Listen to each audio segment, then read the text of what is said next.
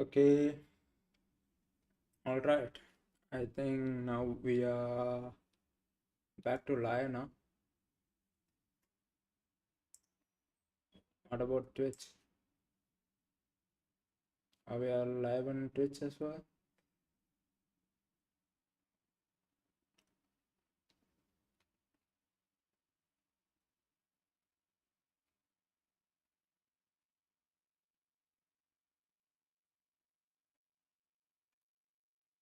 Yeah, I think so.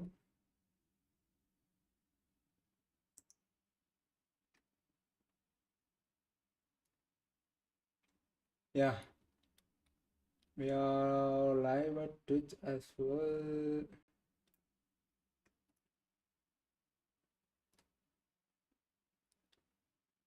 Okay, what about YouTube? Is it fine?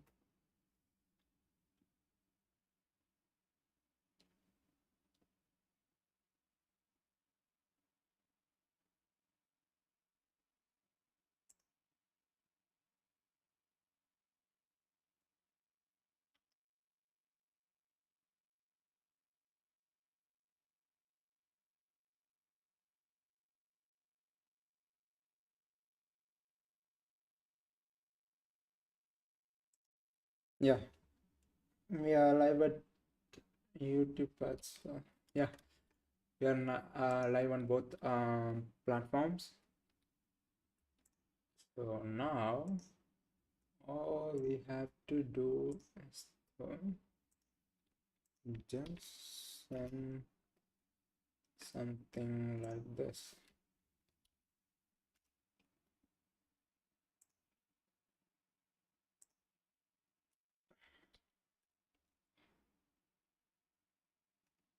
That's it.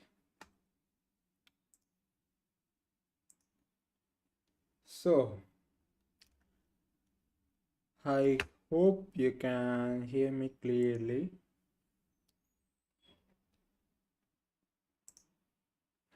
If you have any trouble with the sound, audio,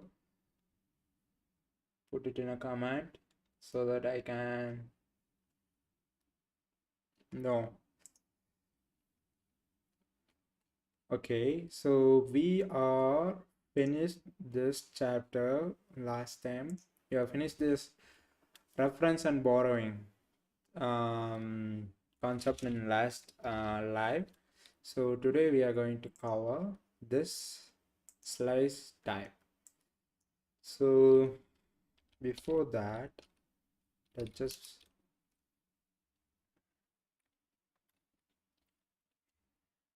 hmm,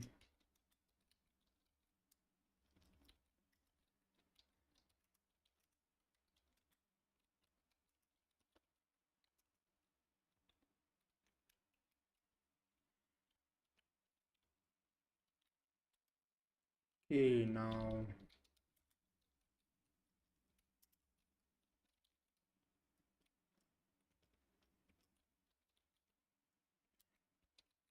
not again.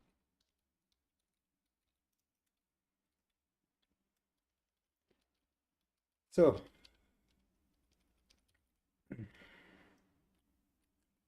where we are now? We are in this chapter called slice type. So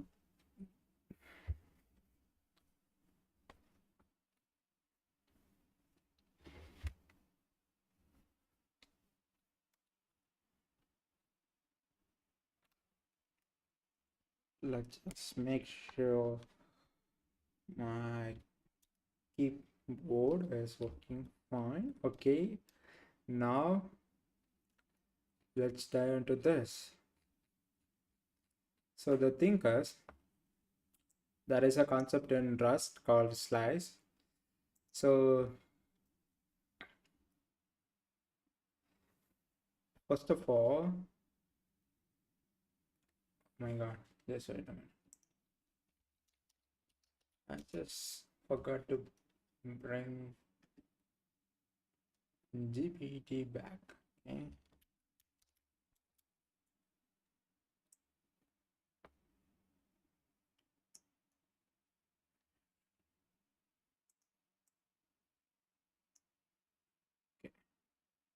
don't need this.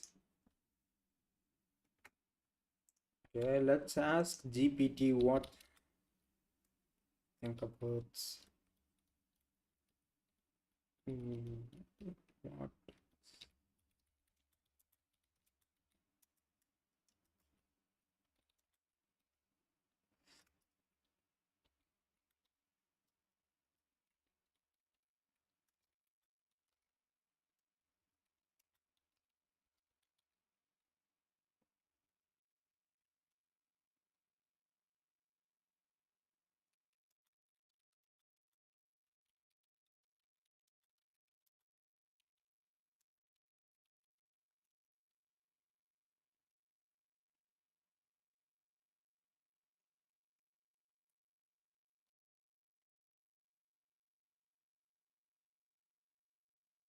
Crucial because they are one of the most powerful and safe abstraction in the language. Okay, so slice in Rust we into a sequence of elements in a collection.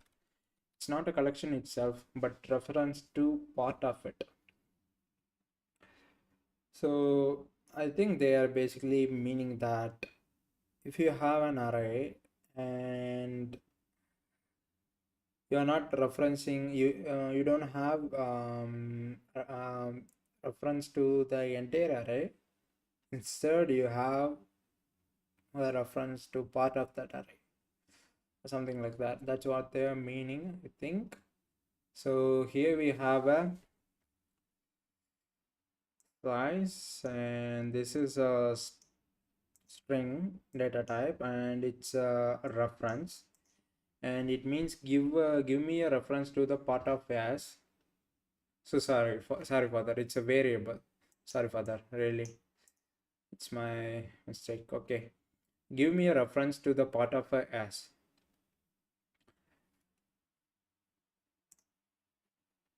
Give me a reference to the part of as from index 0 up to the but not included index 2. Interesting.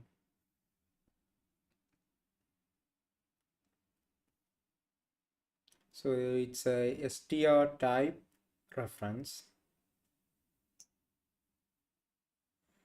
This is commonly used in functions. Function parameters. Okay, as we are creating an array and we are creating a variable called slice, and it's going to be a array reference, and in the element inside of it is i32, and here we are just giving an array. So here you can clearly see that. So we are taking reference for not for the whole array, but for the element 2 and 3 and 4. We are only referencing these 3 elements, nothing more than that.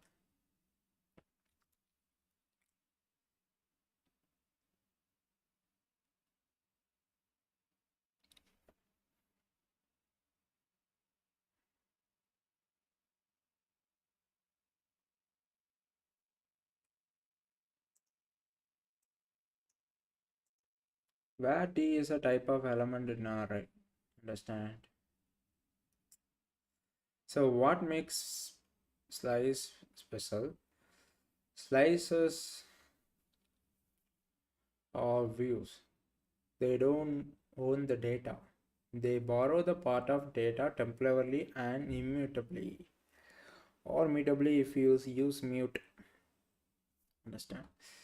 So slice is basically for collections, which is array or tuple or something like that. So they contain pointer to the first element and the length of the slice. Internally it's like slice okay, the first it reference to the first element and the size of the array, and it also need to know the data type. otherwise it's going to be accessed. It cannot access the second element of the collection, right? So here we have a function, and it's going to be take a reference, return a reference, and so the bytes converts string to the byte array. Okay, for I and items in byte array iter right. So it's basically creating it's this iter thing will unpack this bytes array, and you can think of it as like it's going to take and give every element in this array, and it's going to be wrap that element inside of a tuple. So maybe you can wrap that element with a tuple and with the index. Okay, so this whole thing is going to return a index and the tuple. So in that it's going to be written a tuple. Inside of it, it's going to have a index, and it's going to have the actual element. So that is what it is. So here we are accessing a tuple, and nothing fancy here. It's just a if statement, and this is a binary. So it's actually a type string. It's actually integer literals. I think it's something like a binary. It's a bits, bytes, or something like that.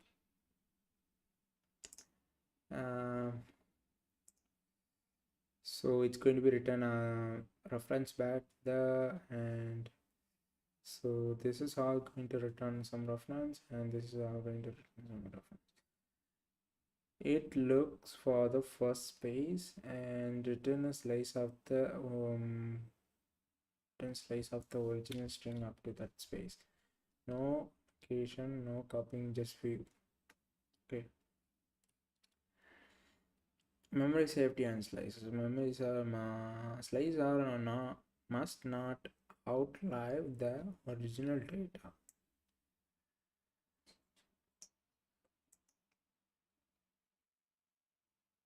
It avoids dangling pointer.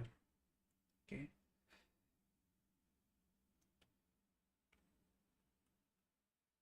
What do you mean by that? Slice must not outlive the original data. It avoids dangling pointer. Compiler checker lifetime automatically most of the time. Compiler checks lifetime automatically most of the time. Interesting.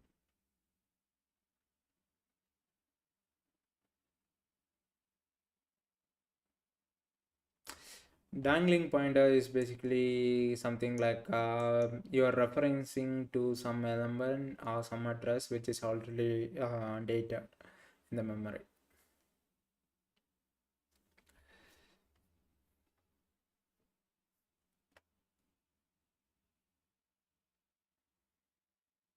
Here we have a function called time return going to be the others, and this is that's, and you cannot do this is because once this function executed, once this function is finished, once this block of code is finished, this variable is going to be deleted in the memory, right? So you cannot basically return the reference for it, because how can you do that? Because you can do that, but there is nothing in that memory because it's deleted, right? This one won't compile because the slice would point to frayed memory.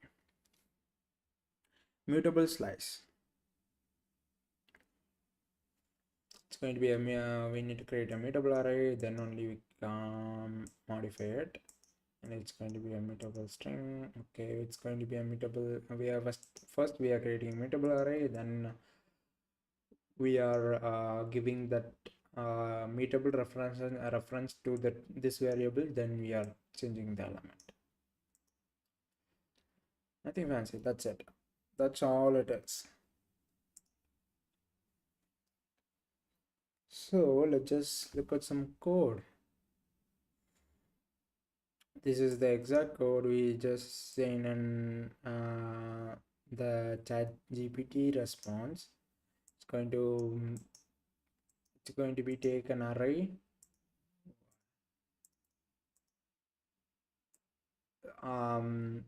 address of string type, and going to be return some size, convert it into bytes, and return a tuple, iterator, enumerator, basically taking one element at a time and pack it as a tuple with the index. Nothing fancy.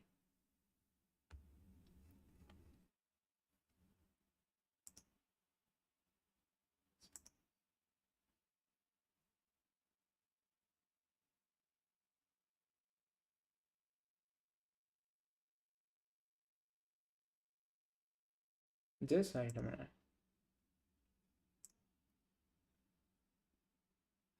Okay, we are all right, and both eyes.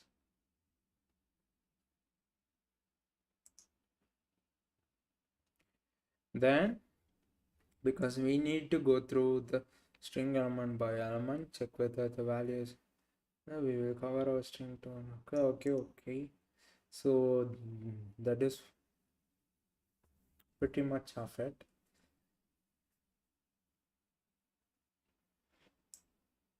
Creating a string data type, variable, creating a string data type and assigning a yes variable, mutable variable. Let word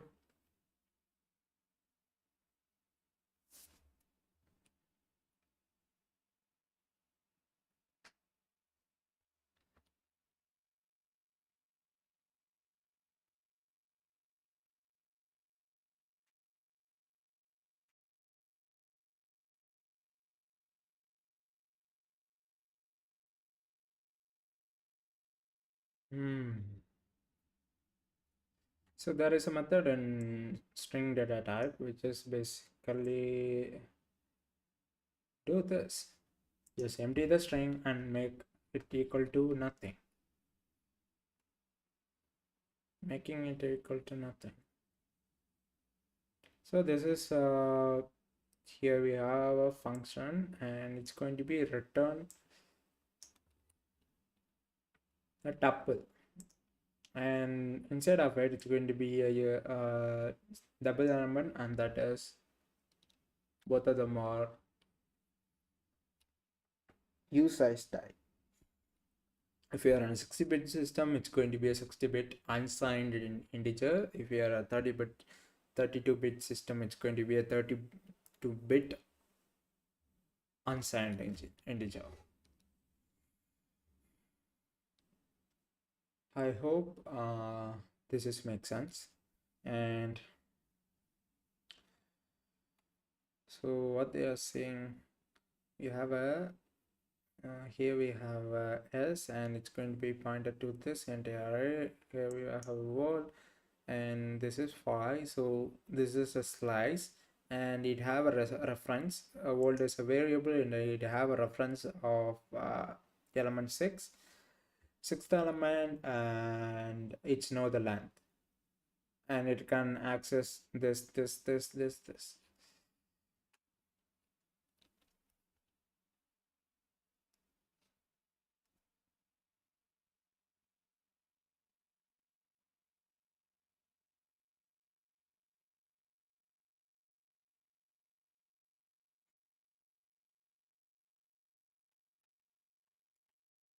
Okay, nothing fancy, just we are creating command. So what is the problem here? Just works fine, right? So this is the difference. Okay.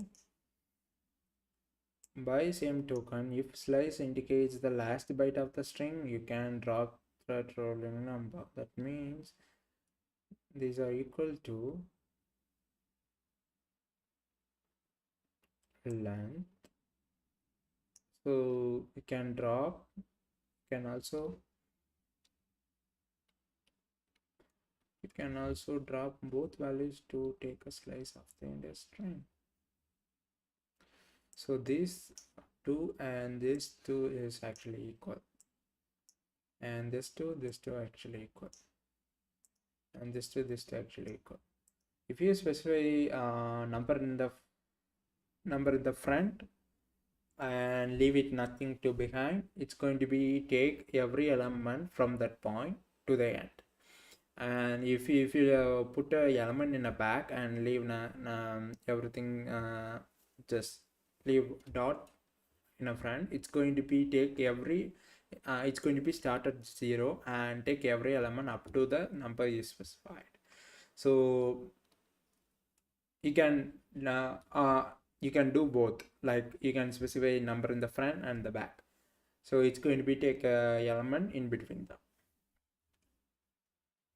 Yeah, that's it. Not only in between them, include them.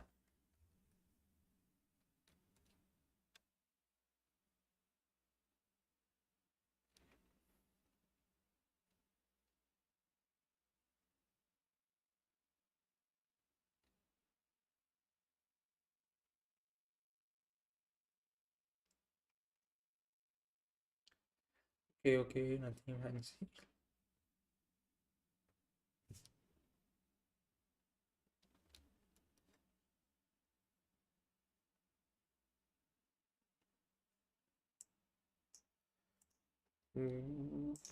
I just makes error. Let's just see.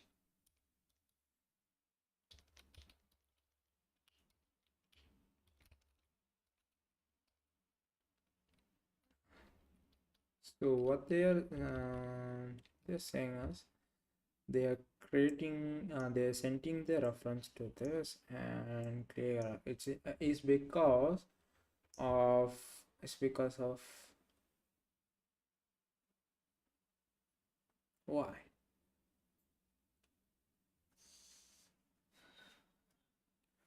So we created as a mutable.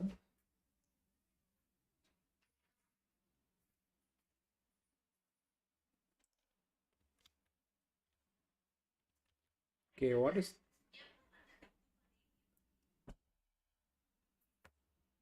I hope you didn't hear any sound.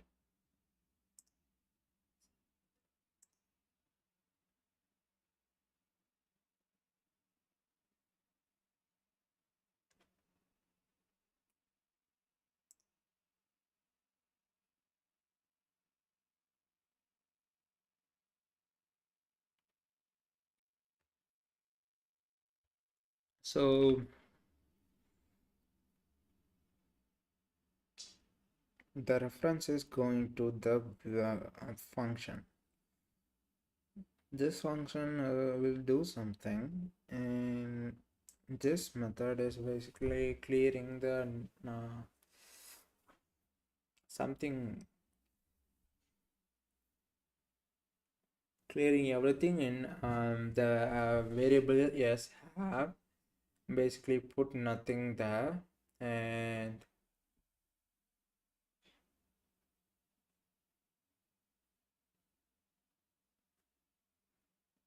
the first word is,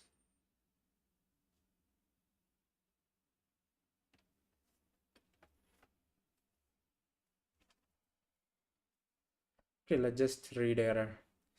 Cannot borrow as a mutable, sorry, cannot borrow as mutable because it is also borrowed as immutable.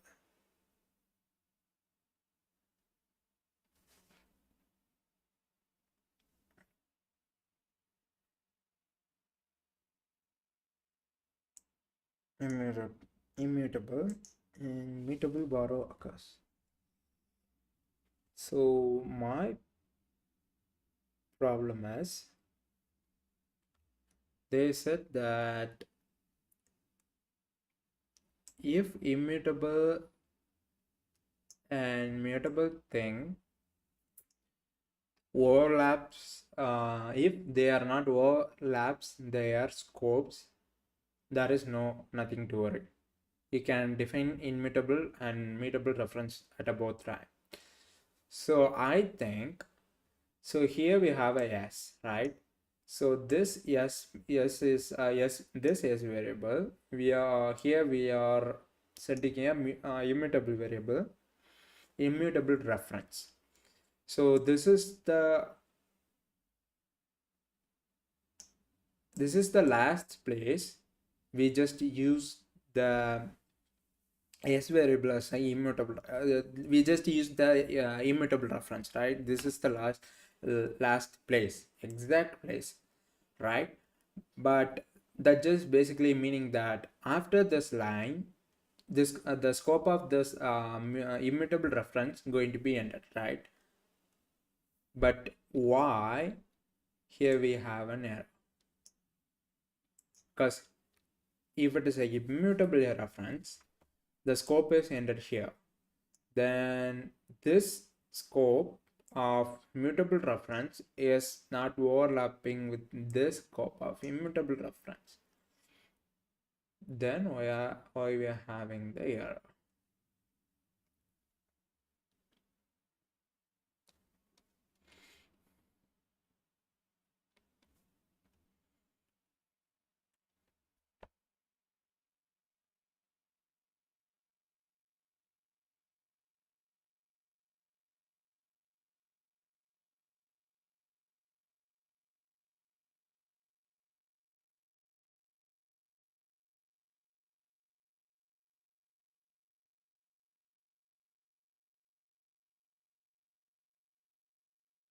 So I think here they have something related to that. Println after println after call to clear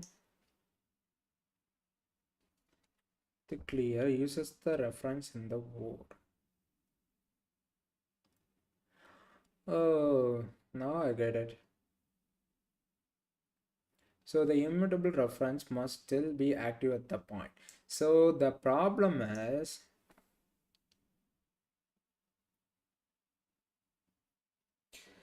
the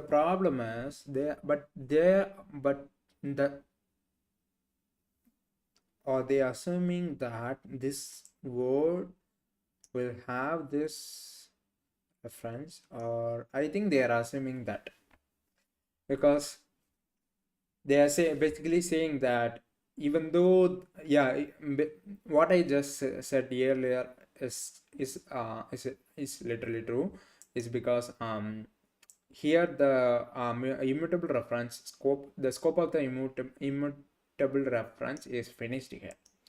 So the scope of the immutable reference is completed, and so again here again the clear method need a mutable reference because it's going to be changed a yes, right? So that's basically makes sense why it's need a mutable reference. Okay, so here you have a mutable reference, and the scope of them is not basically overlapping, right? But the problem is still it's giving us error, is because it assuming that it's not true. What it's basically saying that it's assuming that word can have the mutable reference of the s, sorry, immutable reference of the s. So the variable word can have the immutable reference of the s. So that just basically mean that here we have access the word with the print, right? Print macro.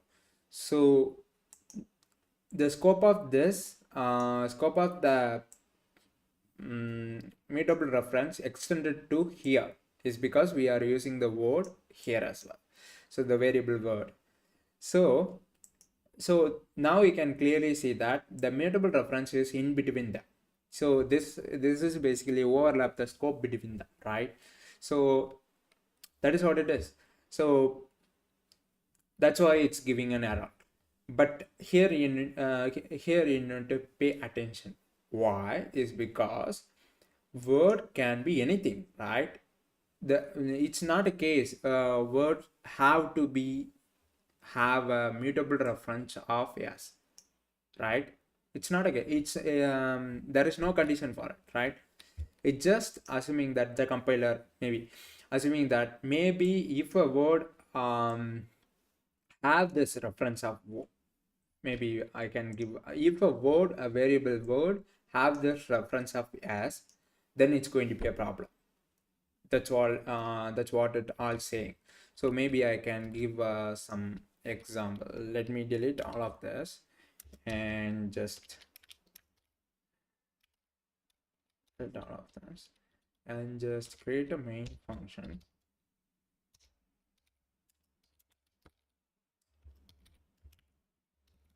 Okay, we're creating a main function. Let's create a yes equal to string. uh let's just create let's just copy. Okay, wait a minute. Nice. So let's just copy this instead of writing that.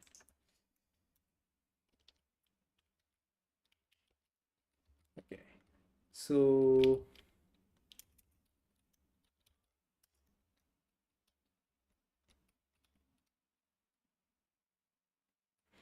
all we need to do is create this first label. It's going to be an s1, or maybe we can just call it as. So it's going to be an string data type. It's going to be a reference, and it's going, let's say it's going to be give no, and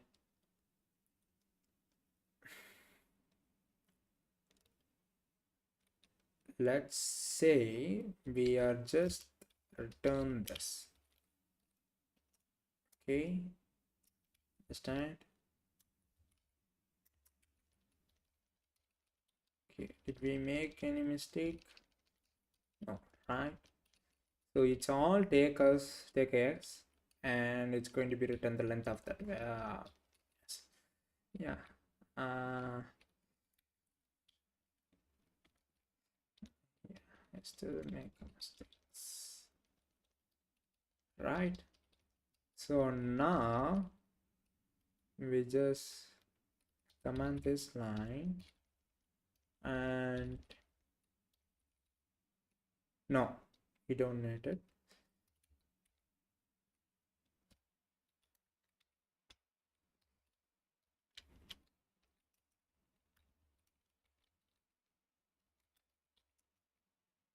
So there is a problem.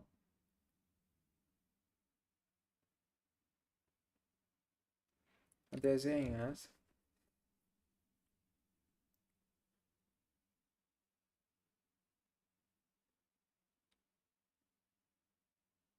display. Okay, cannot be formatted with the default format, is not implemented for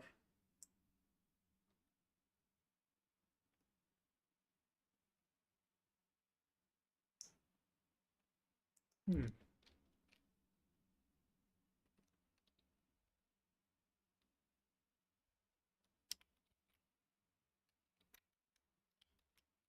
Let's just return this maybe. I still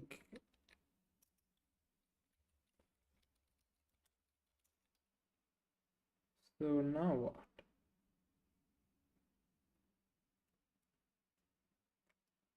Found a use size. Hmm.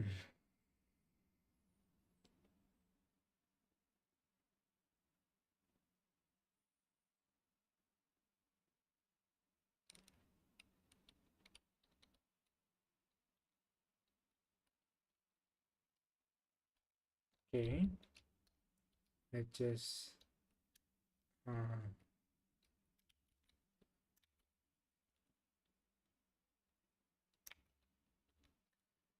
so here they are just saying add something here. Why I need to add this? I don't know why, but that's what they are talking about.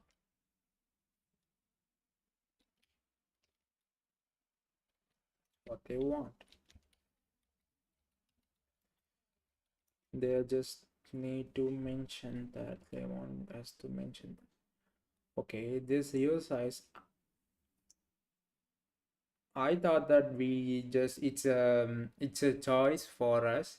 I thought that it's a choice for us. Whether you whether you can you can you can do that. You can say this function is going to return this type. You can specify that.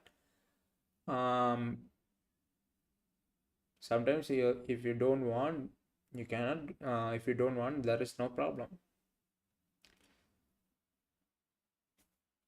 If you don't want to do that, no problem. But still the compiler gives us some error.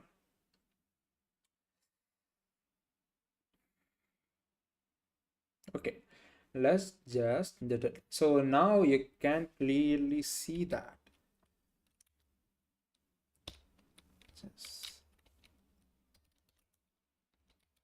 Now you can clearly see that there is no problem with the mutable and immutable reference, right?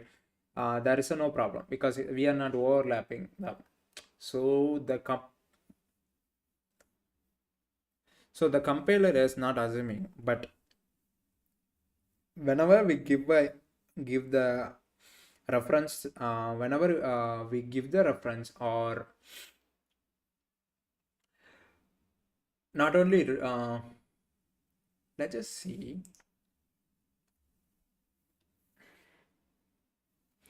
Okay, when if the problem is when the compiler will give error is that when you return when you return the reference of the variable yes.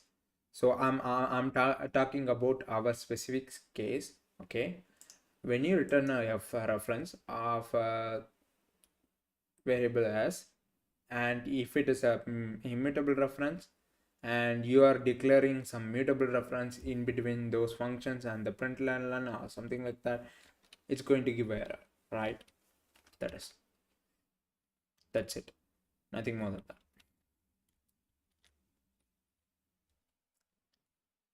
Now we don't have a problem because we are not returning any reference, we are just returning the number. That's it. So even we are returning any reference, the problem is we are return if we return the reference of yes, it's going to give us error. If you return other than any reference that are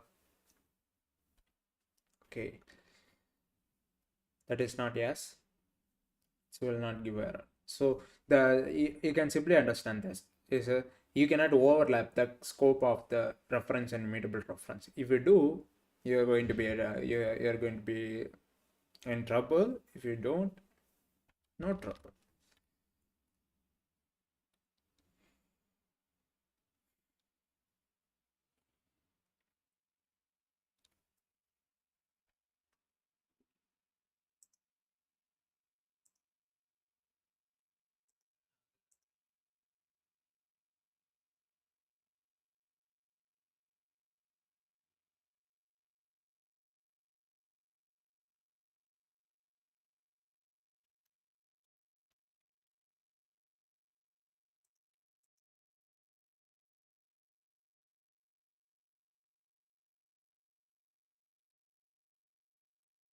Okay.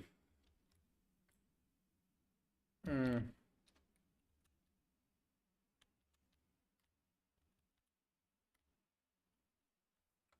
That's it. Let's just look at this. So we just need to go. Oh my god.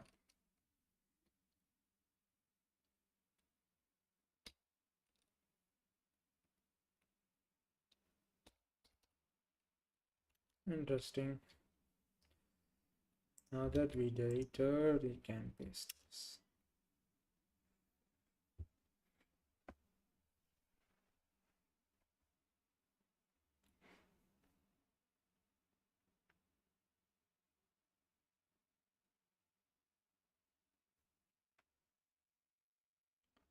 Okay, so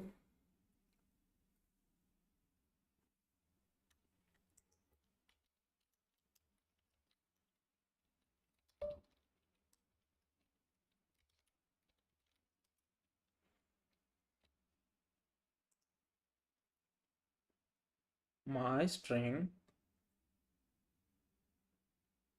So we are just creating what? Just creating it as string data type. So it's going to be allowed, and some function is taking the reference or slice. This is a whole reference, and this is a sliced reference. You can, if you like, you can call it like this way.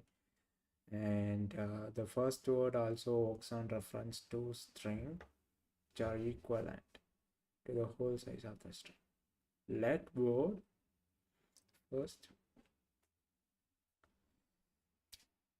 I'm not paying attention. Okay.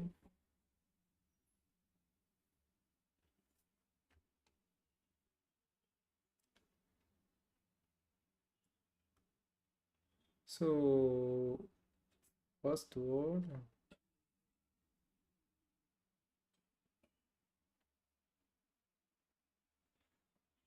So this is basically this. And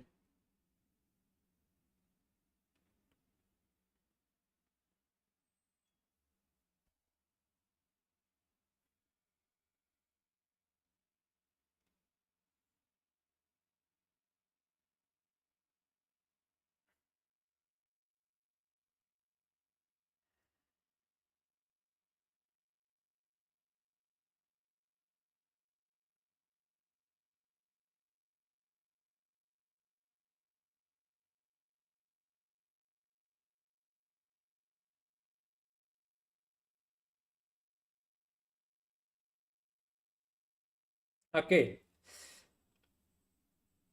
that's word, first word.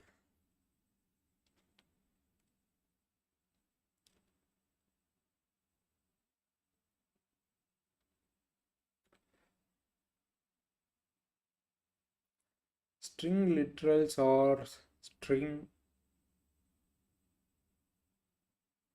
slices already. Interesting.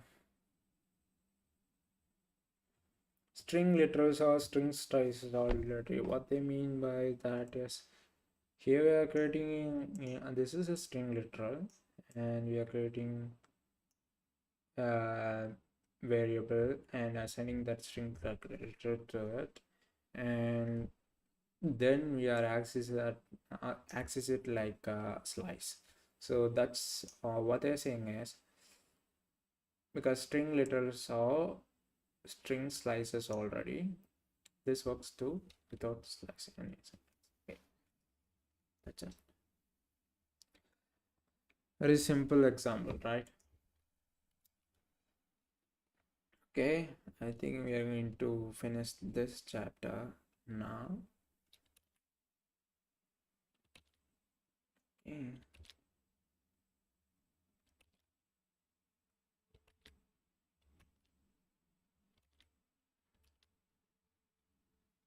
Other slice are string slice.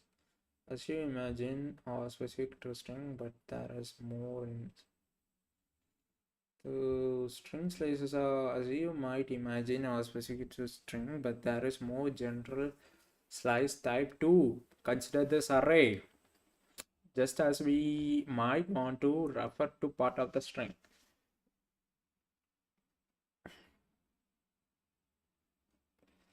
We might want to refer to the part of an array. To do so like this.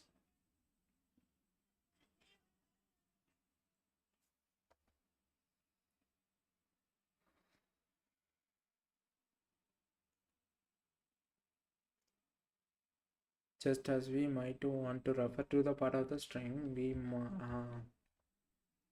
might want to refer to the part of an array.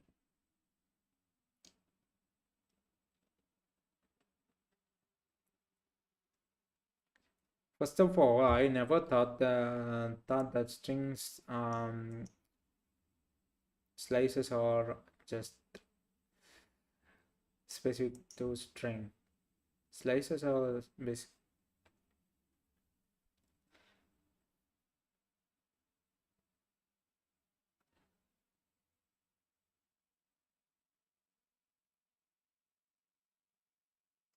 So what they are basically saying is that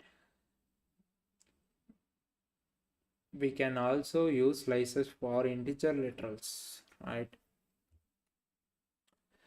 I don't know whether we need whether I need to call them as integer. I think we can call this a number literals. That is the right way to put it, I think.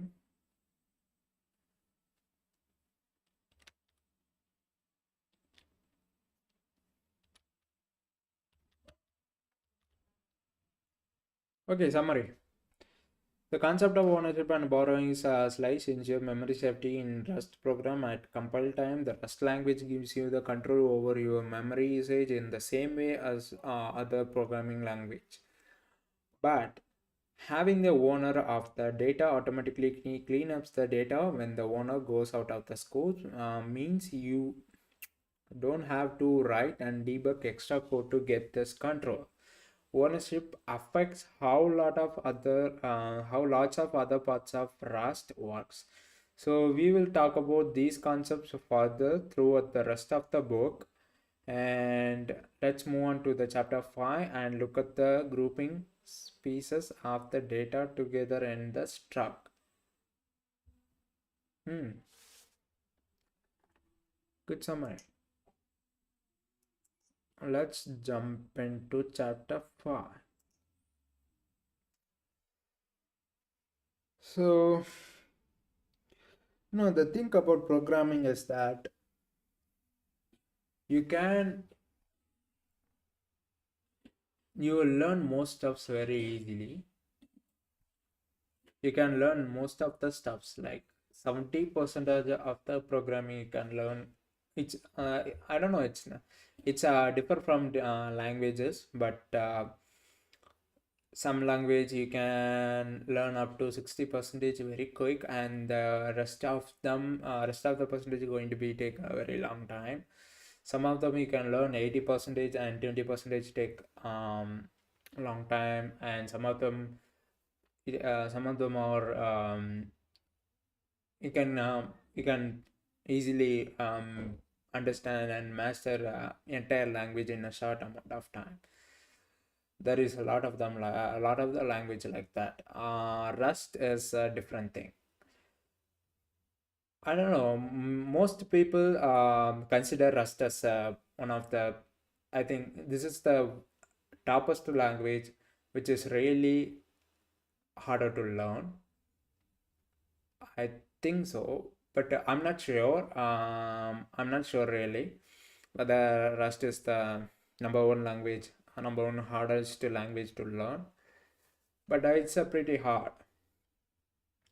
So they would say something like, "Do you know Primajan?" He said that once. Once he said that you can learn Rust, 60% of the Rust pretty easy, and the 40 percentage will going to take you a year to learn, something like that. So I don't know whether it's true or not, but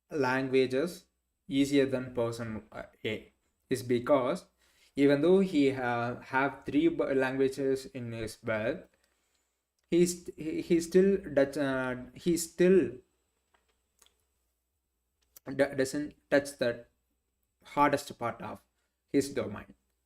So he's still in the upper higher level, right? You are like um how to say,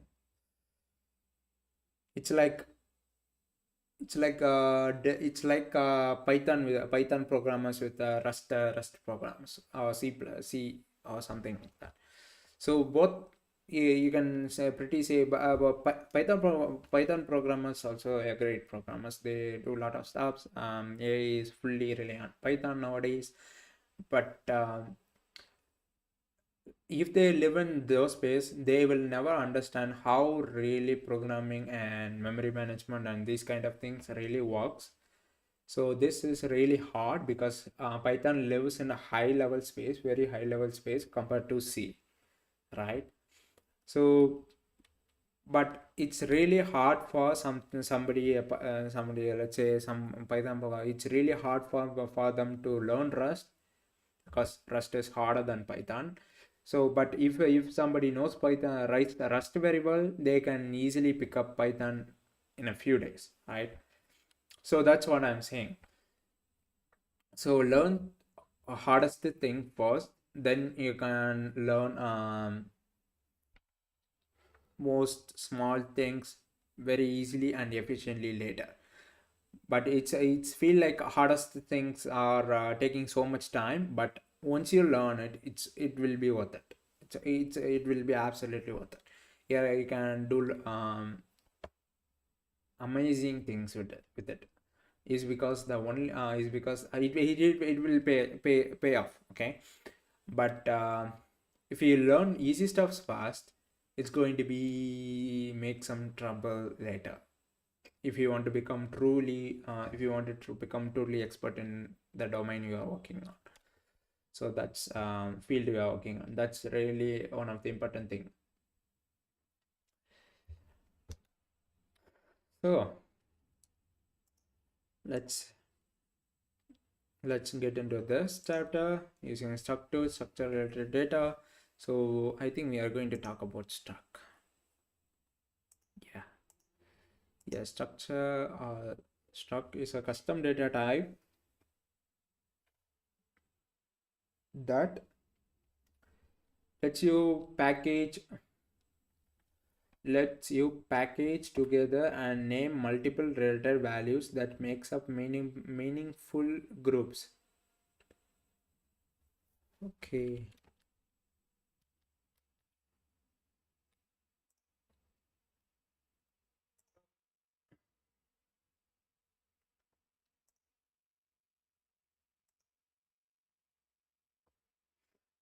Oh, all right.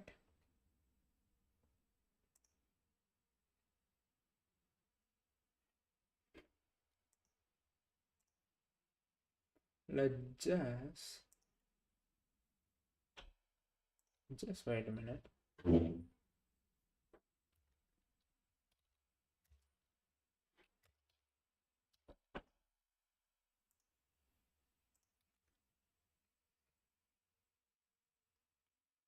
That's it, right? So let's get into this. So this is how you create a struct. So struct, what is struct? Struct is basically custom data type. Basically, you can create a it's still going to be a struct data type, but you can create modify it and give a name to it and modify the variance it have. Some people call it as a variant, some people call it a no, some people call it a field, and some people it's a property or something like that. Anyway, so it's really very flexible, and you can look at this. This is feel like a database, right? User one and active and username, email ID, sign in count. Interesting.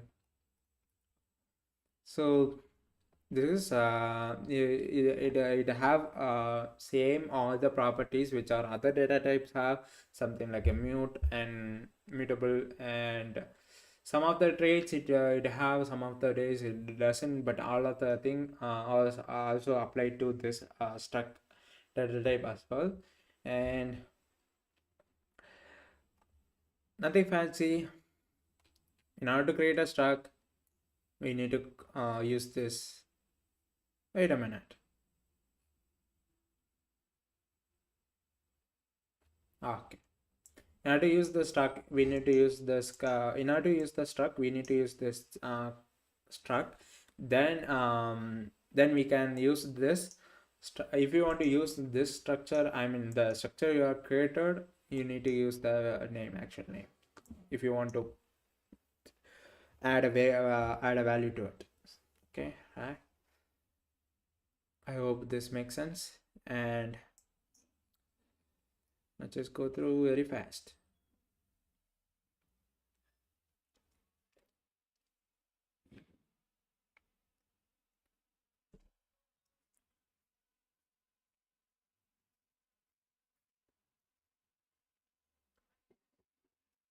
So this is a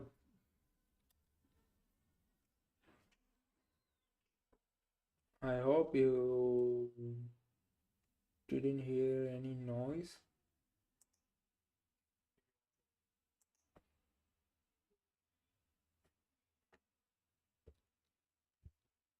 Okay, using field. Okay, it's good. This is here you can clearly see that you can use the you can create, you can use the you can use the custom data type which is which you just created with struct.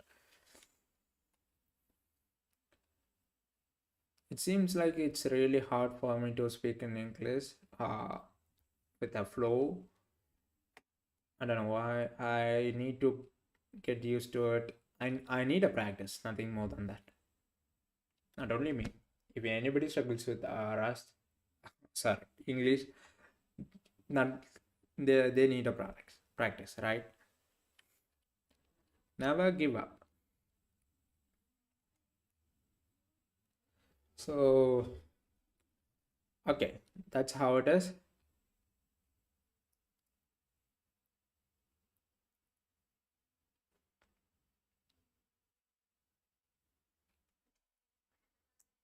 You create this and you can assign some part of it, and this is basically saying that I'm assigning a new user, which is a struct data type, and it's I'm assigning some value to the one of the properties of that data type, properties of the user.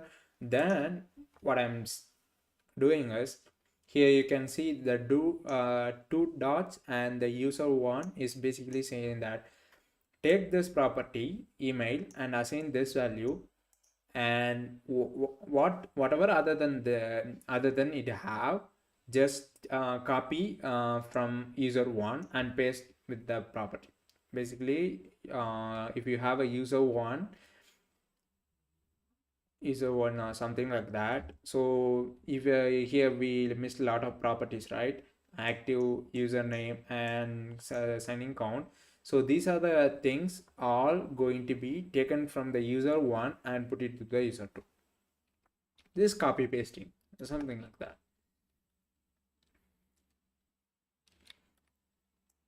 So this thing is kind of like a, let's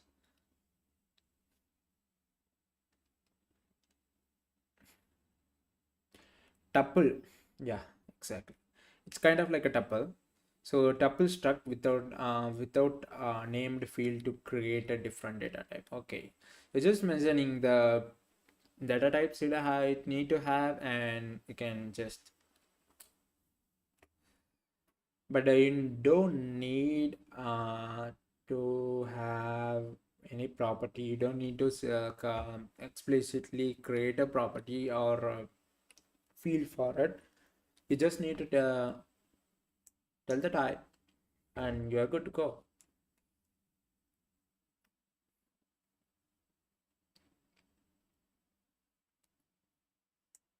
We are creating a struct. That's it. Unit like struct without any field. You can also define struct that don't have any fields. These are called unit like struct because they behave similar to this. Do you know this? So this thing is actually return something. When you use this thing is actually return something, which is nothing. And that thing is unit type. So that thing is bracket. So I don't know how to call this the round bracket or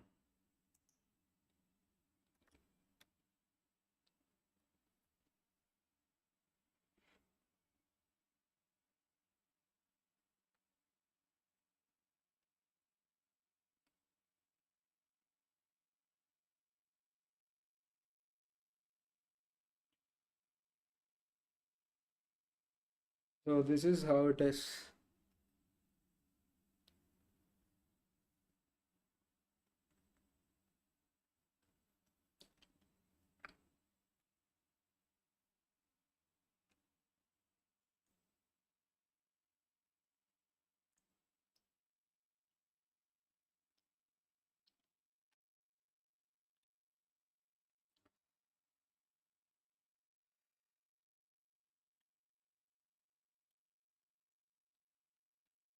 Can be usable when you need to implement a trade on some type but don't have any data that you want to store in the type itself.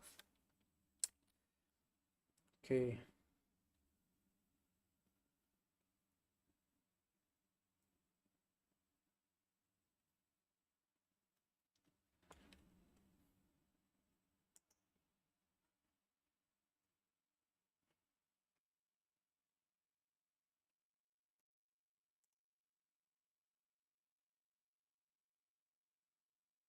So this is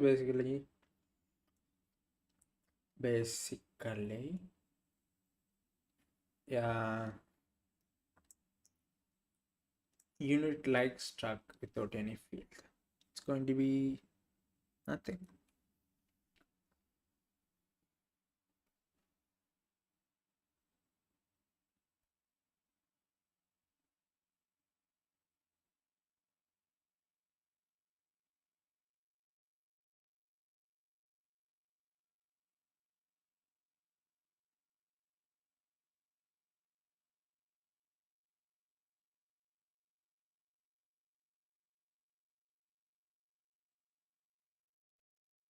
Okay,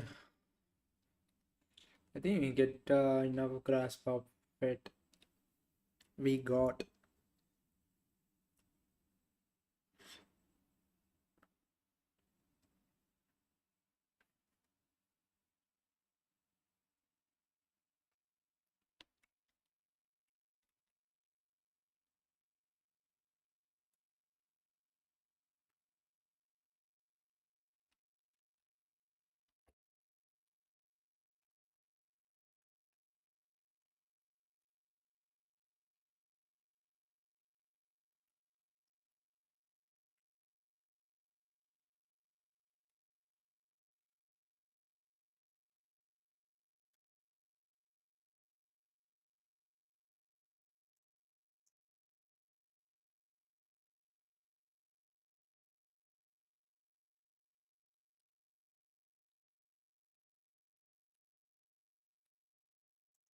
your user.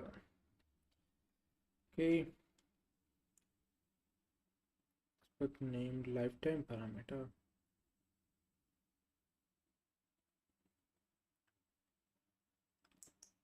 Hmm. That is then we'll discuss how to fix this error. So restore reference struct. But for now, we will fix the error like this one type like string instead of. Okay. So now we are here.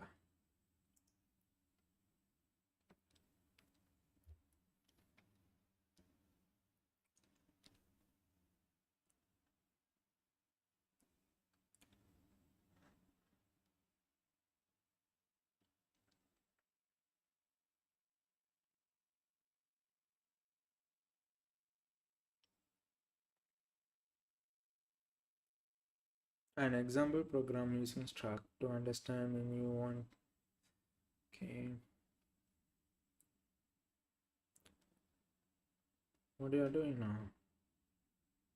So you are not using anything.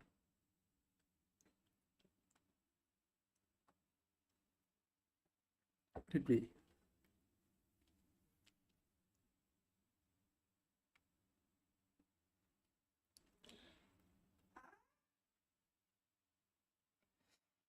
Sorry for that.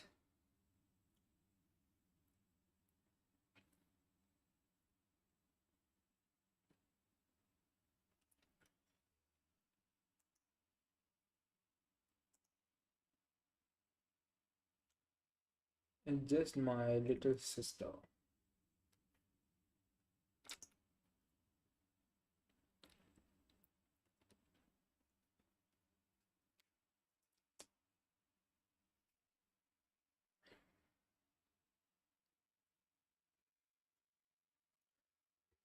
So what are we learning here? An example program using struct.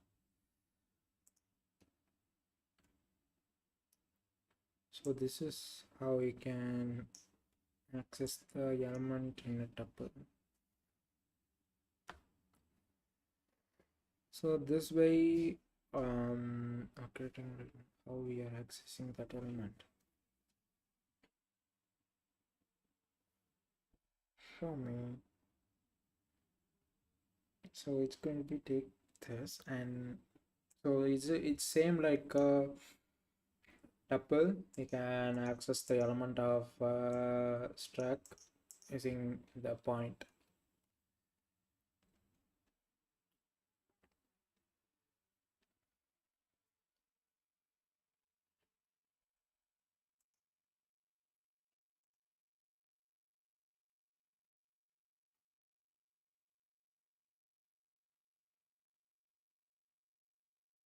No, adding useful functionality with derived traits. I think we are really getting into the actual business, and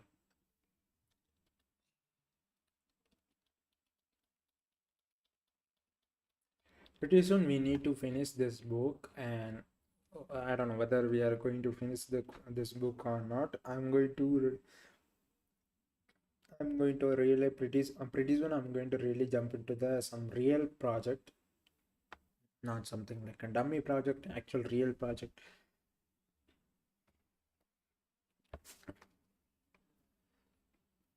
Let's see how much time it takes to do that.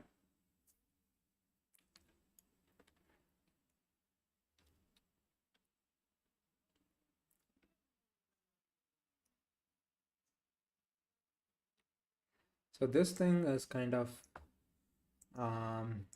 like this thing is basically for compiler thing, and you can think of it as this as a metadata.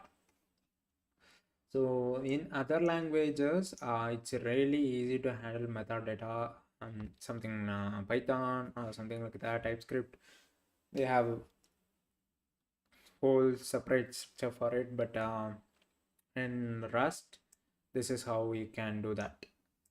And basically this is not for basically you cannot access this in your program or by defaultly, is because this is basically for compiler, and if you want to access some metadata to it, you need to write some code, specific code for it, I think.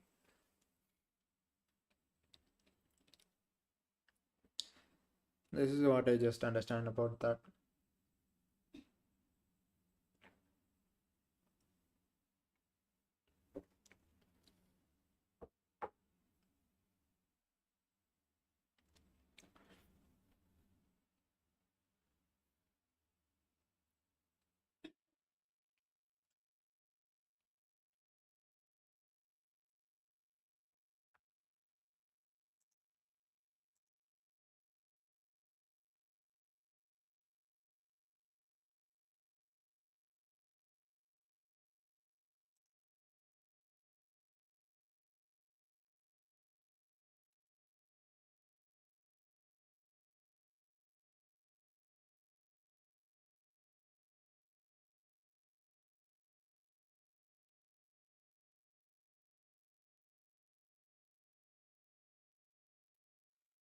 Okay, seems like everything is fine now.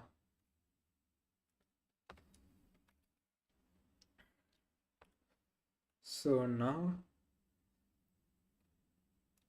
so the question mark is basically what it's really mean.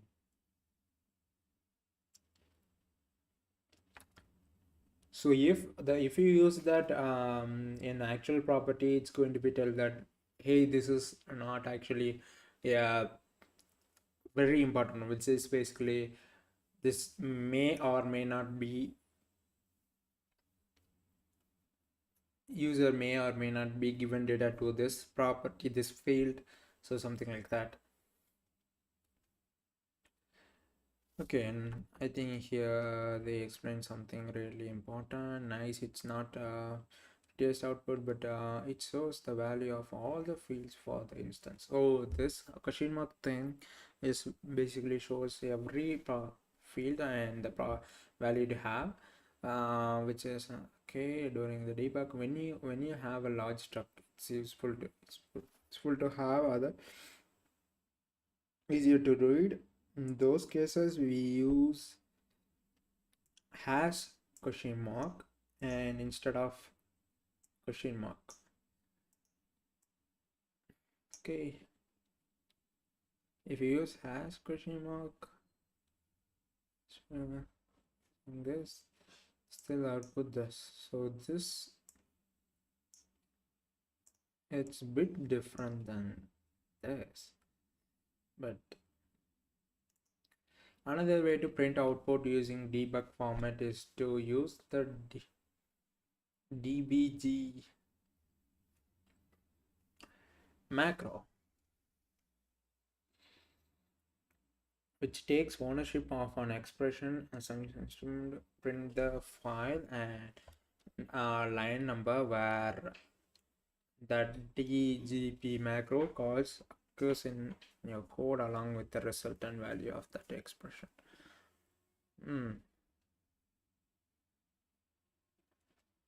Let's just see what is the output for this. Okay, no output, huh? But it's going to be return something. So when we do cargo run, you can see here width equal to 60, and it just basically we're doing it.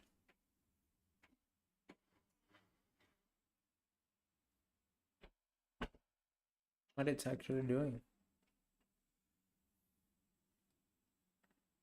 Which prints to the standard output console stream. We'll talk about more about okay. So text ownership on print the file and line where okay.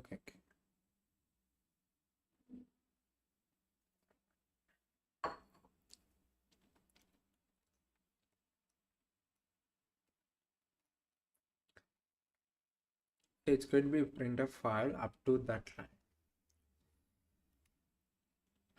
See, we don't have this line there, right?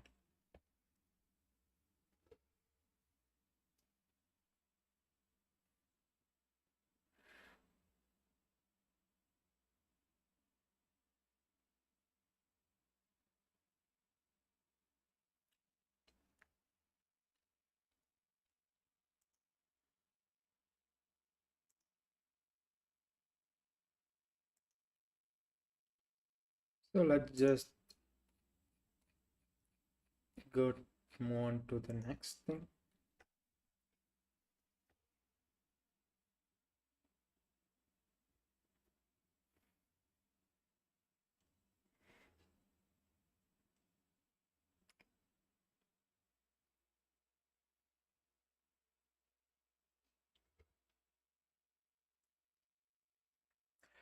So method syntax, what it is.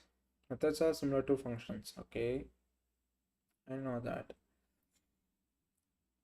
We declare them with fn keyword and a name. They can have parameter and return a val, and they contain some code that returns.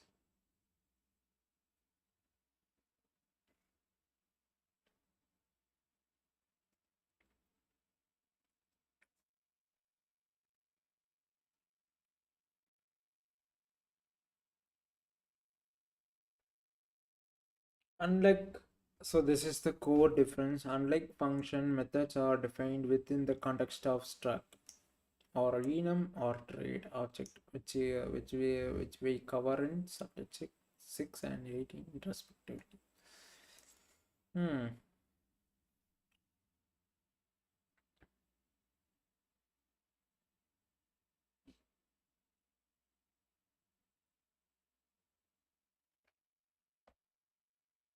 Struct rectangle.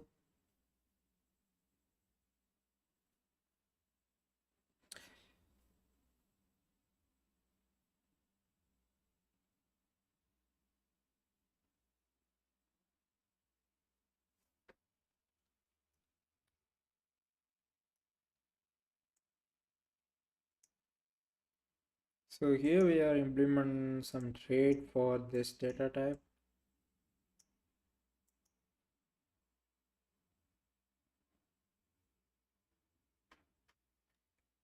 Implement method. Sorry, trade. It's not a trade, it's a method. It's a method. Sorry.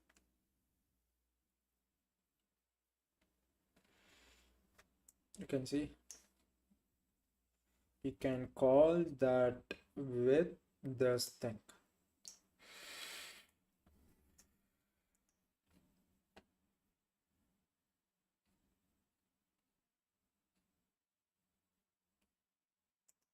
Can I run this code?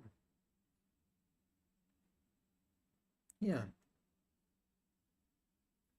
Checking this if statement. This is a new method for rectangle, and that name is, the name of the function is width. Take the reference of um, take the reference of the structure itself and return boolean self dot width, basically accessing the actual structure.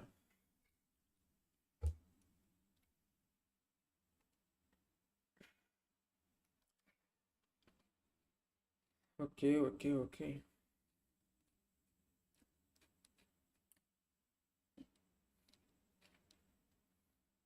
Now I just think about something, which is that I just need to, okay, let's talk about that later.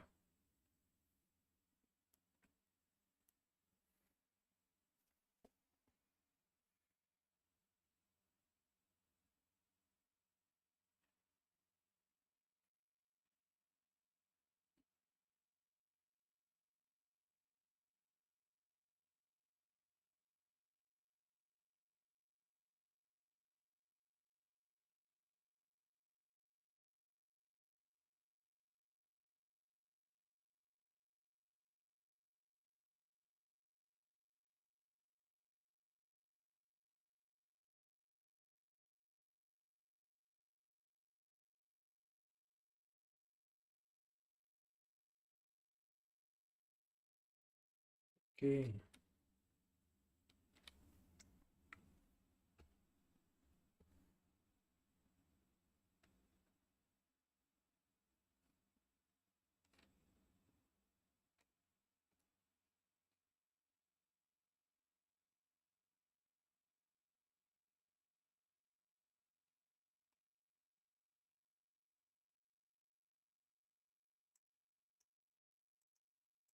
Creating another method, creating another method. Take a reference, then boolean. Check the condition. It is true, true. If it is not, false. Nothing fancy.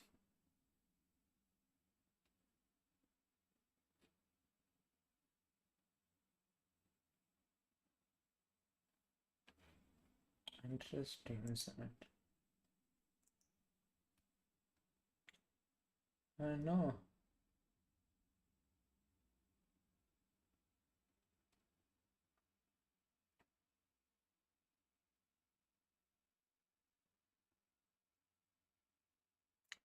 So here actually an interesting one, which is creating a square, return, return the actual struct with the size we are getting for this. This one, the same thing. This one, normal. Okay, structs like lets you create a custom type that are meaning for your domain by using struct. You can keep associated piece of data connected to each other and name each piece to make your code clean. So in IAMPL block, you can define functions that are associated with your type. And methods are kind of associative functions that lets you specify the behavior that instance of code your subject.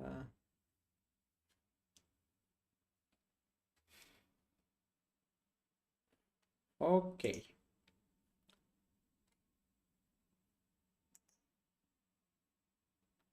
Oh my god, we are getting to the sixth chapter. Interesting. So other thing you need to know about Stack is it's a custom data type. You can create a custom data type with it, and you can implement method for it. That's it. Okay, enums and pattern matching. So enums are something like a struct, but it's different than struct. It's not okay. So we will look at enumerations, also referred to enums. Enums allows you to define type by enumerating its possible variants. So here you can see they call this as a variant. So first we will define and use an enum to show how enum can encode meaning along with the data. Next we will explore particular useful enum called options. So this is one of the thing you need to know, which is some of the built-in methods will return something like a result thing where this error handling thing return the result. Actually it's going to be it will have error and it will have okay. It will not have both, it will have either one of them. So that's where enum is useful. When where you have you pretty sure it's going to be have a one of the property, not all of them. All of them first you need to go for struct. If it is going to be have one of the property, you will go for which express that way can either something or nothing. Then we will look at how pattern matching and a match expression make it easy to run different code for different values of enum. Finally, we will cover how the if let construct is another convenient and item. Okay. Let's just dive into this. While I'm reading, I'm not paying attention. I don't know. I know why. To be honest, I know why. It's because I'm not paying attention. That is how it is.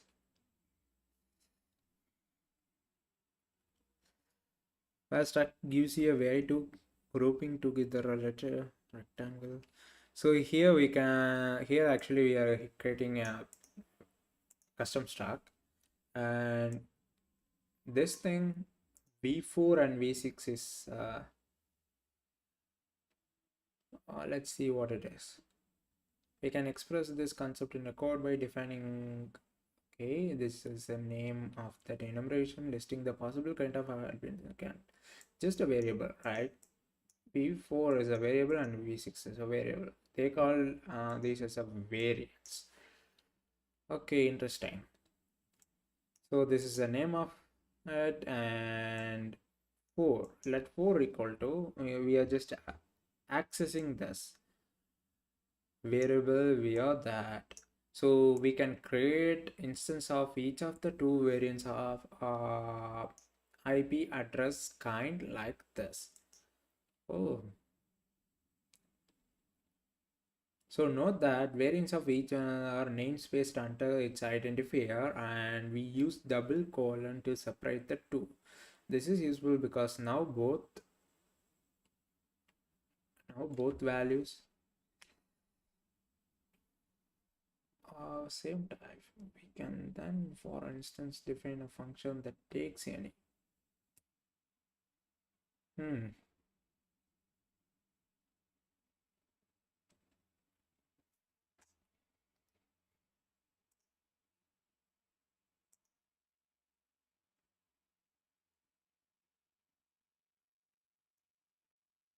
Okay.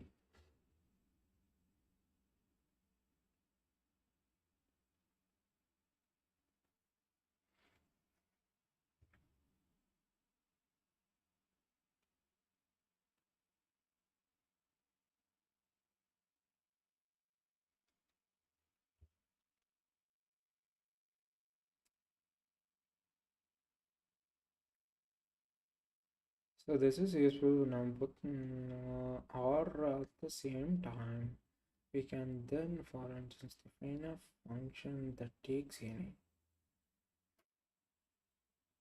Okay.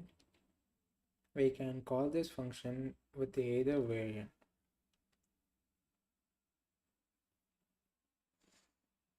So we are calling this function route and sending the variant to it. So we do so this is where enum is pretty handy, is that you can actually send it here. Here you can see that you are actually sending the particular thing to the function, not all of its variants, but a particular variant. So it's still going to be a enum, and under the type of this, name of this or type of this, and with this variable. Actually it's not a variable, it's a variant.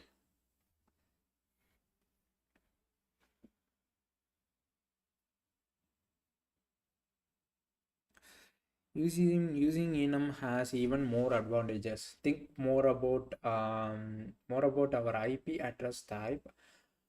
At the moment, we don't have any way to store the actual IP address data. We only know what it does. Given that you just learned about struct in chapter 5, yeah, we just did learned, and you might be tempted to tackle this problem with the struct as soon. Okay, creating enum. Another thing, creating a struct. Let home equal to, oh, and this, and look back.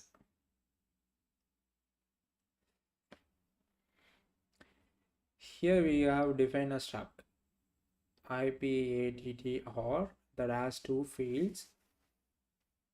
Sometimes they call this as a field. Oh, if it is a struct, you need to call this that as a field. If it is a enum, it's you need to call that as a variant.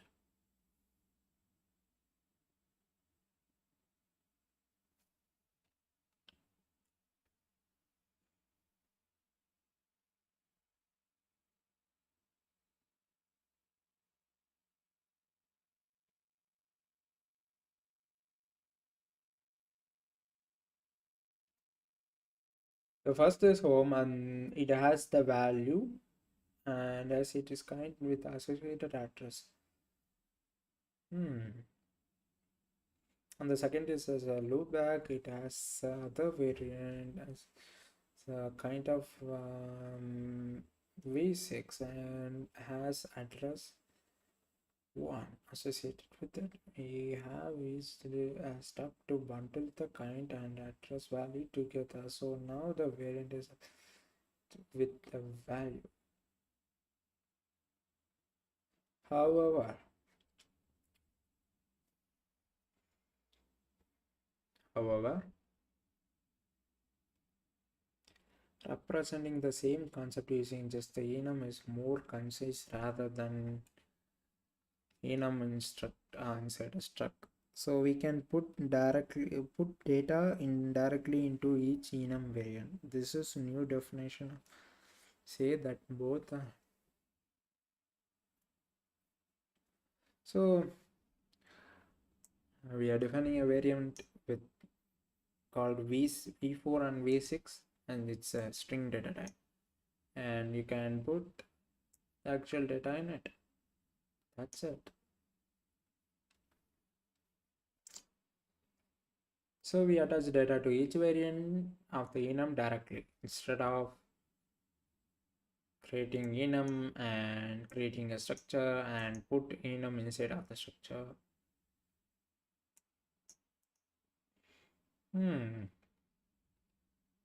Pretty handy, huh?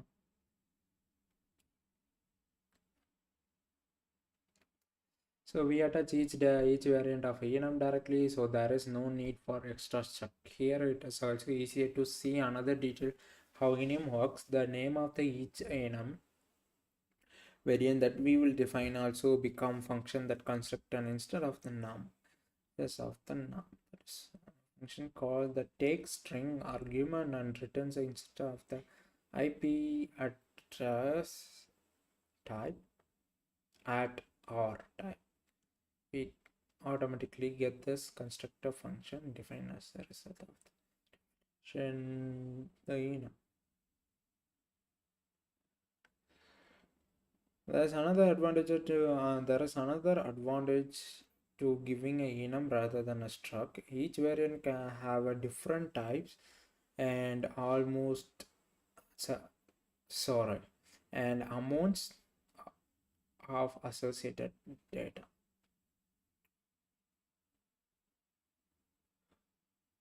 Version 4 IP address will always have 4 numeric components that will have value between 0 to 55.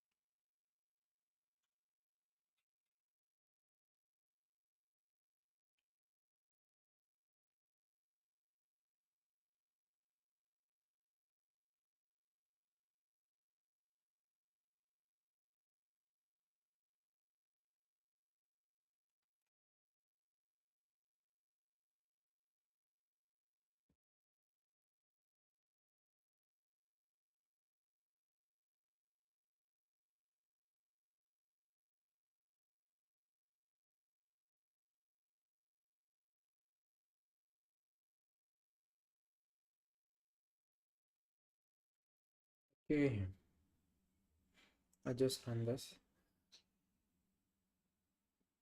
No output.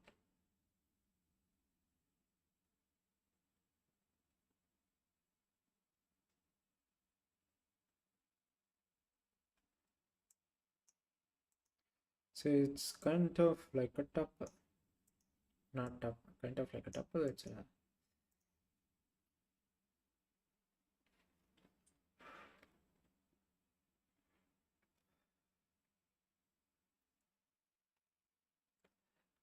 we shown several different ways to define a data structure to store versions of 4 and 6 However, as it turns out, wanting to store IP also and encode with kind of they are so common.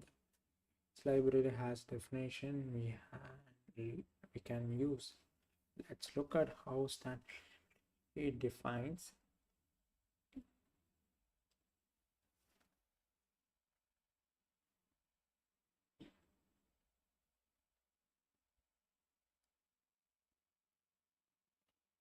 form of two different stack,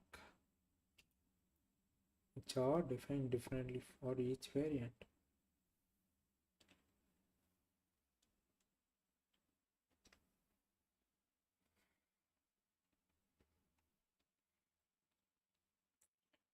Okay,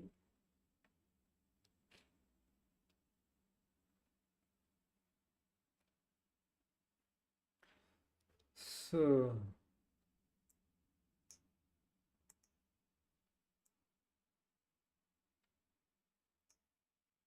two different stack and put it inside a variant of the enum.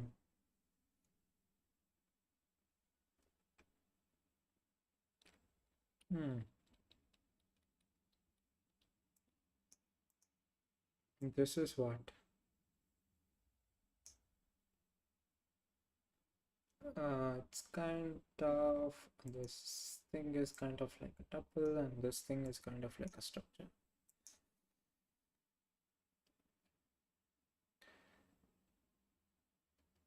Yeah, as a field like a structure does.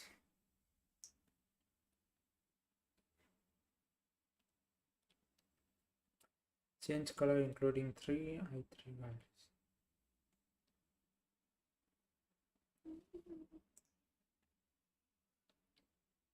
No output. I know that.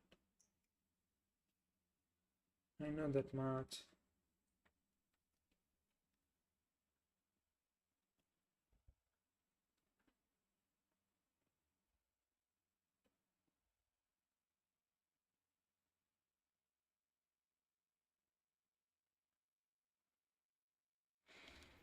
This is a unit struct and this is a struct. This is a tuple struct. This is a tuple struct.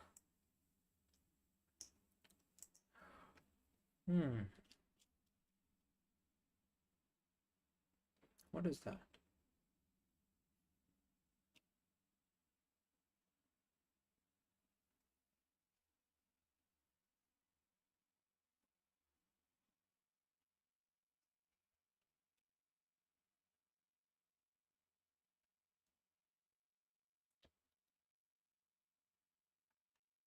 Just wait a minute.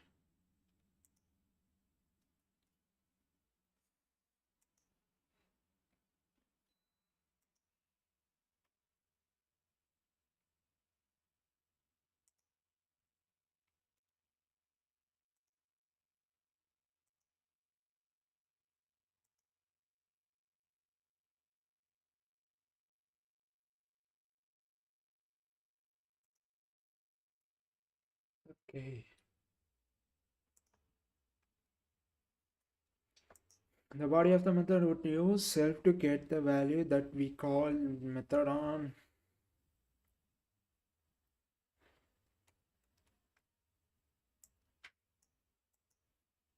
Implement. Okay. Are we implementing this function called call on enum? Let's just see. Message is enum, right? So that just basically mean we are creating a method for that enum. Okay, this is apps optionality is basically for used for whenever you want to your variant have whenever you want to your variants to have same data types, you can use this. So that's it.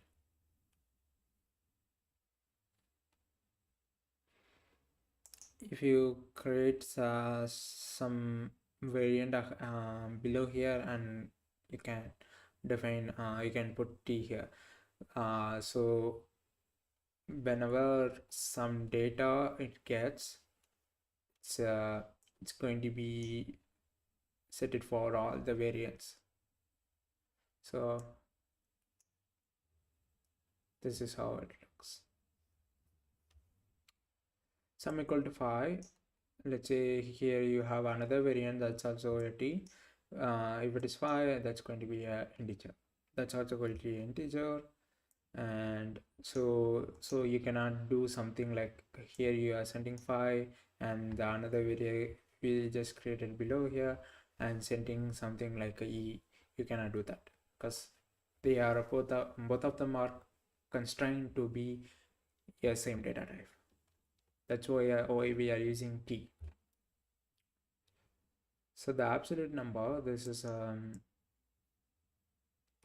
optional IP equal to 32. It's basically saying that this optional thing is, let's just ask ChatGPT, what is this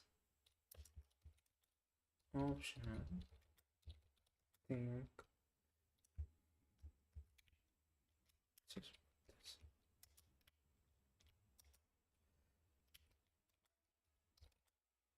Interest.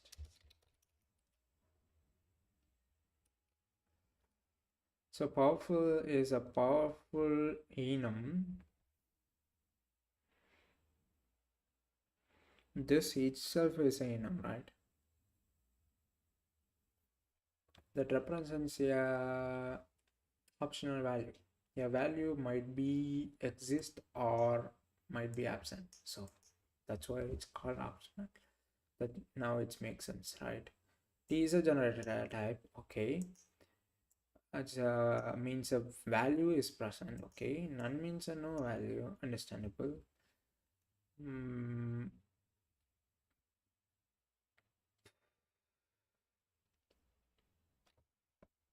So optional.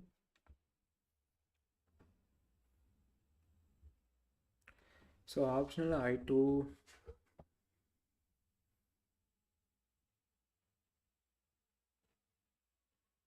Okay, let's just ask this. So the optional thing, so the thing is made up of enum or exactly yes, is made up on enum. And what are the variants? Yeah, some, t, and none. Okay.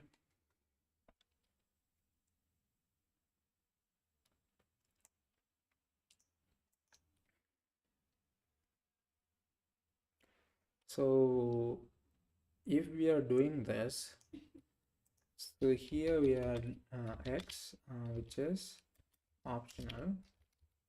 Sorry for that. Option. So I 32.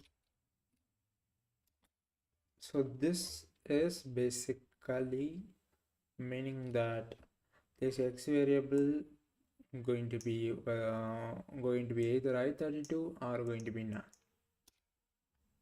Okay, that's what it means. Okay.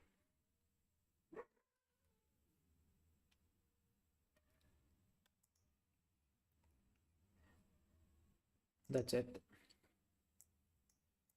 Creating another variable, so the sum equal to 5. So this is sum or it's going to be none or sum.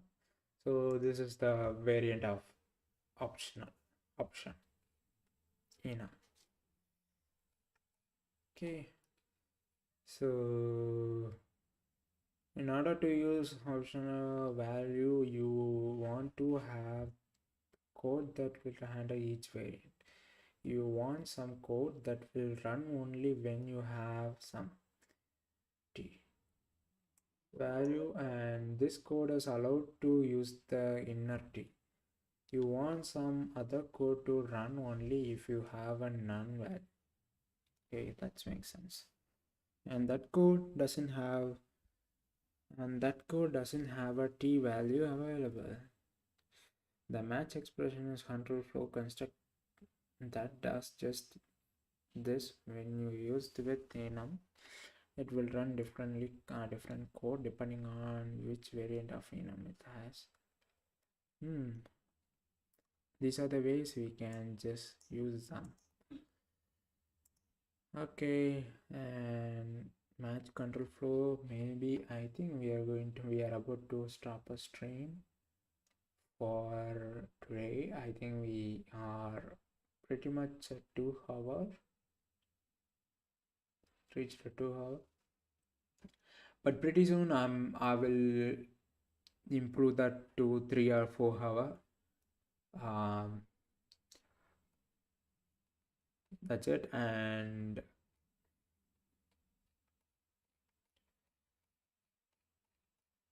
so we do have a lot of things to understand, but I'm sure pretty soon I will get into the project, some kind of a project where I don't want to do some simple basic stuffs. I just want to build something real, and that really works on production or something like that. So we will get into the actual thing pretty soon with Rust. Maybe sometime we will talk a little bit about Zik as well. So these language are really fascinating, interesting to learn.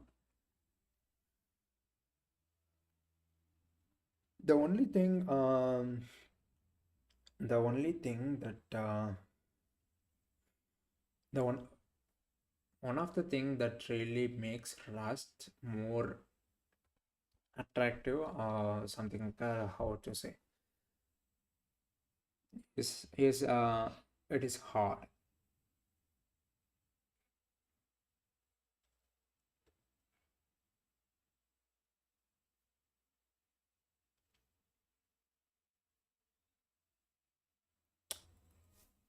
That doesn't mean that. Do you have a problem? Intense, in fact, no implementation for it. So this thing is a different data type, and this is different data type, and you are using this plus operator. So if you want this two of them to add, you need to define some trade for this data type to add this data type or something like that. You can define some trade for this data type and to for addition on this data type. You can do that, or you can unwrap the value and add it. So I think we can unwrap the value of the optional enum where is some variant. Unwrapping means basically just take the value and omit all of them. That's it.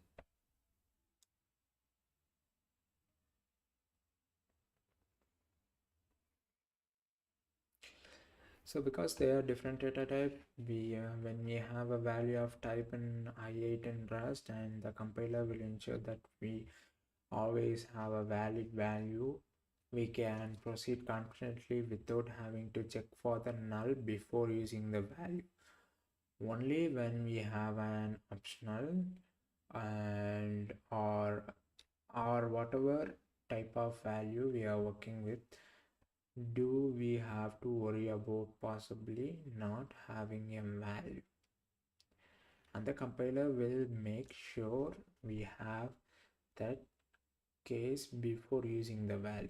In other words, you have to convert an optional t to t before you can perform operation with it.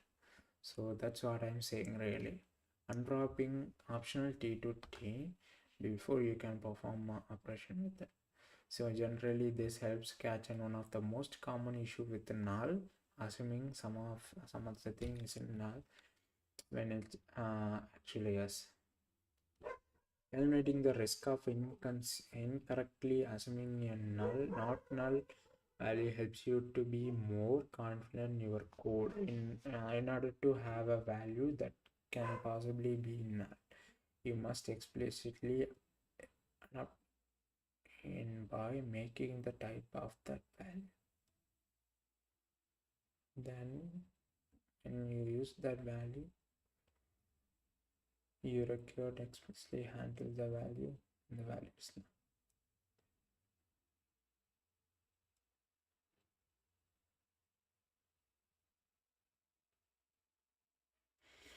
Okay.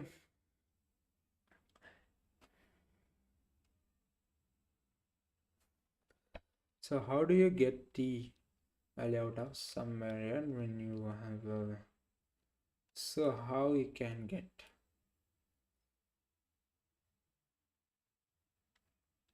that, so you can use that value. So large number of methods that are useful in variety of situation, and you can check them in its documentation. Be familiar with the method on optionality will be extremely useful in your journey with the Rust. Understandable.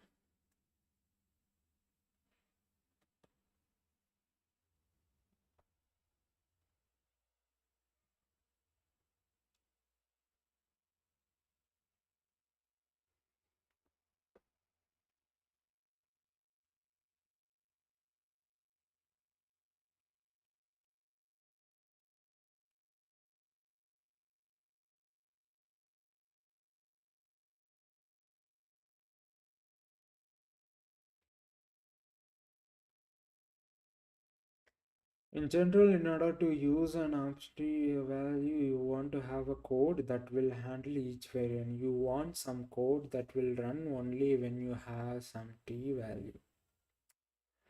And this code is allowed to use inner t. Yeah, that's why we need pattern matching thing. You want some other code to run only if you have none value, and that code doesn't have a t value available. The match expression is control flow construct that just that this when you use it with enum. It will run different code depending on which variant of enum has. That code can use the data inside the matching value. So that just basically mean whenever you have some variant, this type of code will be executed. Whenever you have a enum variant with this type, whenever you have a none variant, this type of code will be executed. So that's for match expressions. It's really Rust really making lot of the things very simple and easy for you when you're really good at Rust.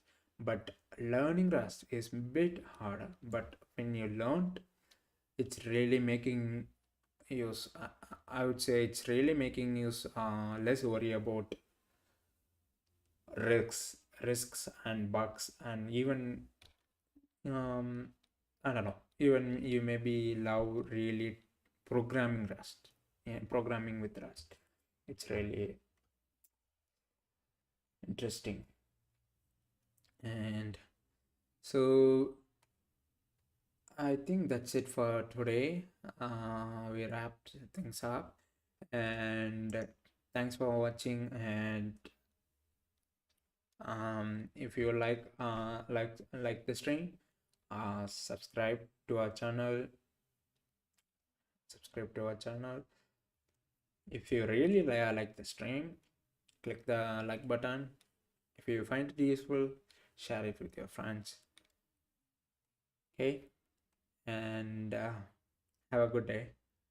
And that's it. We covered this thing, and tomorrow we will cover these other chapters, and pretty soon we will get into the actual actual project, where we will build something really and